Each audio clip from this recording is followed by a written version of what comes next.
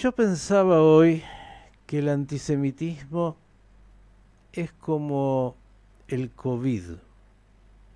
En realidad va mutando, no desaparece, sigue siendo mortal. Lo digo porque a 80 años de la finalización de la Segunda Guerra Mundial, la Shoah, bueno, hay una nueva generación que uno piensa viene mucho más descontaminada. Bueno, el antisemitismo debería haber desaparecido después de esa barbarie, pero desgraciadamente vemos que no es así.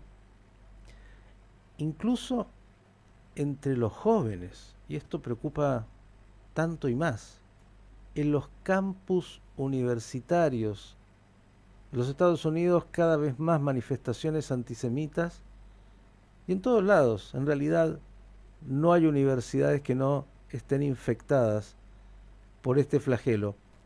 Y hay antisemitismo de derecha y de izquierda. Y algunos, claro, hoy encuentran en la causa palestina que poco comprenden una buena manera también de ser antisemitas, aunque no digan que son abiertamente antisemitas. Vamos a hablar con alguien que usted conoce aquí en Radio High, que viene siguiendo estos temas siempre. Él no es judío. Empiezo por esto porque parecería que el antisemitismo es un problema de los judíos y la verdad es que los judíos somos víctimas. El problema es de los no judíos, sin lugar a dudas. Luciano Mondino es, usted sabe, un gran analista, hombre de las relaciones internacionales y está en España. Querido Luciano, buenas tardes para ti.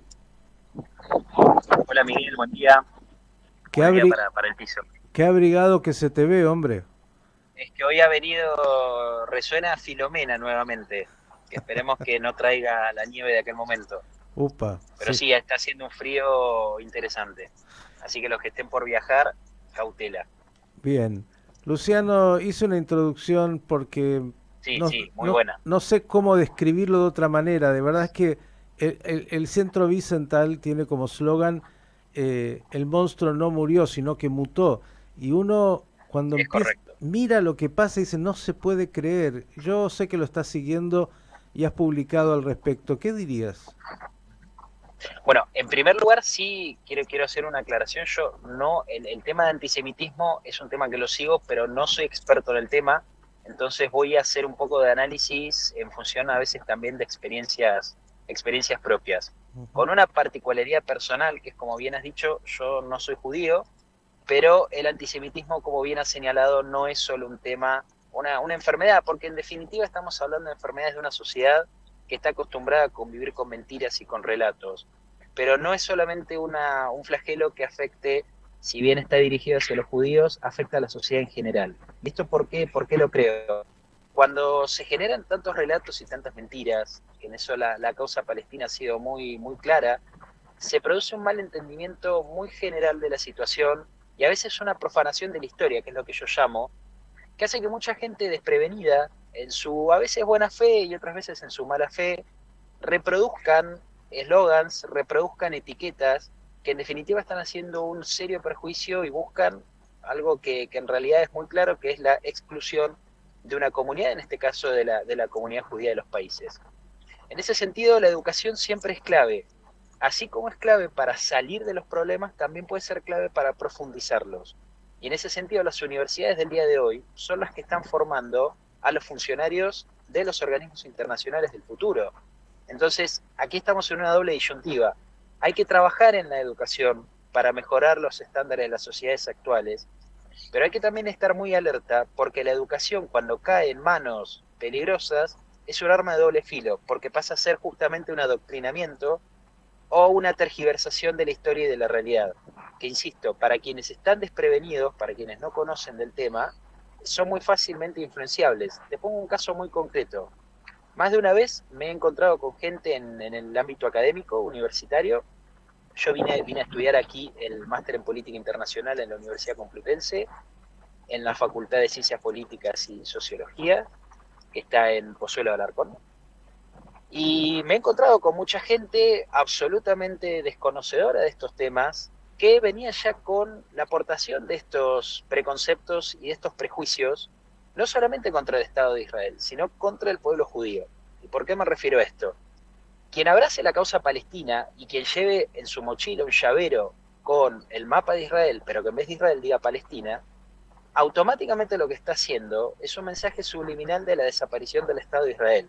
Y es lo que yo siempre digo, la desaparición del Estado de Israel es una afectación a más de 9 millones de personas, de las cuales estamos hablando de un porcentaje, un 20 a un 23% es árabe musulmán, es decir, el Estado de Israel no es solamente, más allá de su historia, no es solamente una propiedad de los judíos, sino que también conviven las tres religiones y conviven de la mejor forma posible. Pero a su vez también estas personas que están desconociendo y que repiten estos prejuicios y estos estándares, lo que están haciendo es poner en peligro la continuidad histórica de un pueblo que, como bien decías, recitamos ya los 80 años de finalizada la Segunda Guerra, la Shoah, elementos que uno creía que la historia se encargaría de sepultar. Pero cuando la educación del presente se transforma en adoctrinamiento y muchas de estas cuestiones se tergiversan, entonces vemos que el futuro está más comprometido de lo que parece. Luciano, no es para nosotros nuevo, pero es muy importante que lo puedas reflexionar. Uh-huh. Esto de que, a ver, hablar sobre Israel parece gratis, ¿no? Es como popular, cada Así es. uno en la universidad y en todos lados es una buena pancarta. Digo, yo veo manifestaciones por los palestinos que ojalá fueran realmente a favor de los palestinos, terminan siendo desgraciadamente en contra, pero eso ni siquiera se dan cuenta porque no es tan sutil el análisis. Digo, pero no veo muchas manifestaciones en las universidades del mundo hoy manifestándose por la barbarie en Irán, ni por la represión en China, ni por la guerra incluso y la locura que es esta invasión de Rusia a Ucrania. Es como que es interesante cómo funciona, ¿no?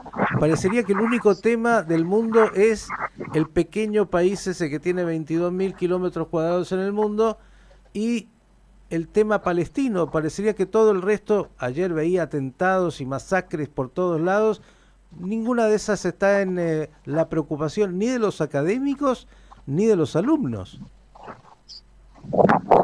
Así es. Ahí mira, yo creo que ahí hay dos cosas para reflexionar.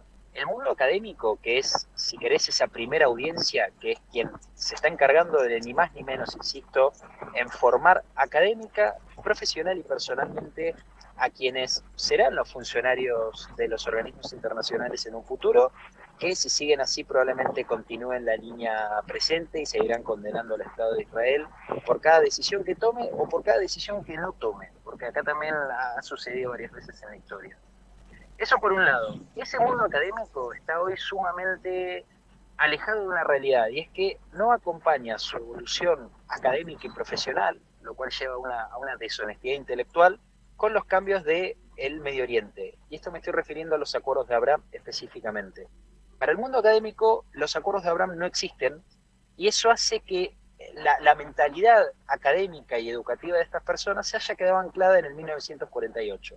Es decir, como si hoy Israel estuviera en el mismo grado de guerra contra los estados árabes, lo cual es un error académico, un error histórico y es también un error conceptual. Eso por el lado de los académicos.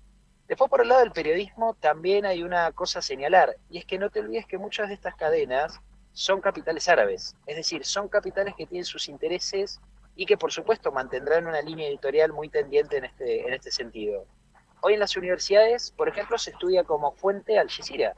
Al Jazeera se sabe que es una fuente muy importante de antisemitismo, de tergiversación, de mentiras, de profanación, y de ahí a considerar los debates, que a veces son debates realmente irrisorios, que yo siempre digo, ellos tienen como unos 10 o 15 minutos de un disco en el cual dicen siempre lo mismo. Una vez pasado eso, al quedarse sin argumentos, la realidad cae por su propio peso.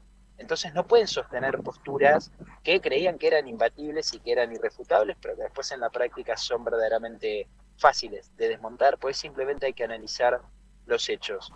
Y después hay una tercera cosa que me parece también interesante, y es que me parece que también muchas veces lo que falta es la sistematización y la reproducción de la información de la otra verdad, es decir, la otra cara de lo que se está mostrando.